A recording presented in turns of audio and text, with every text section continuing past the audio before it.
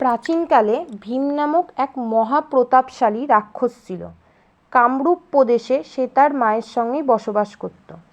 সেই মহাবলশালী রাক্ষস ছিল রাবণের ছোট ভাই কুম্ভকর্ণের পুত্র। তার জ্ঞান হওয়ার আগেই ভগবান রাম তার পিতা কুম্ভকর্ণকে বধ করে। ভগবান রাম তার পিতাকে বধ করেছে জেনে সেই মহাবলশালী রাক্ষস অত্যন্ত দুঃখ ও ক্রুদ্ধ হয়ে ওঠে। তাই সে শ্রীহরিকে বধের জন্য কঠিন তপস্যা করে, আর সেই তপস্যায় সন্তুষ্ট হয়ে শ্রী ব্রহ্মা তাকে দিগ্বিজয়ী হওয়ার বর প্রদান করে।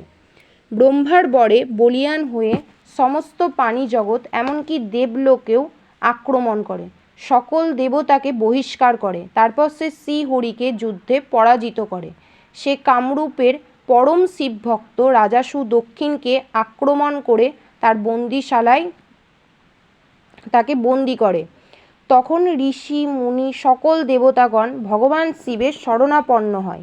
তাদের প্রার্থনা শুনে ভগবান শিব বলে, আমি শীঘ্রই ওই অত্যাচারী রাক্ষসকে সংহার করব। এদিকে রাক্ষস ভীমের বন্দিশালায় বদ্ধ রাজা সুদক্ষিণ ভগবান শিবের ধ্যান করতে থাকে। সেই সময় তিনি একটি পাথরের শিবলিঙ্গ রেখে পুজো করছিলেন। পুজো করতে দেখে ভীম ক্রোধে সেই তরবারি দিয়ে শিবলিঙ্গের ওপর প্রহার করতে যায়, কিন্তু তার তরবারি সেই শিবলিঙ্গকে স্পর্শ করতে পারে না। সেই সময় শঙ্কর প্রকটিত হয়ে সেখানে রাক্ষসকে ওই স্থানেই জ্বালিয়ে ভস্ম করে।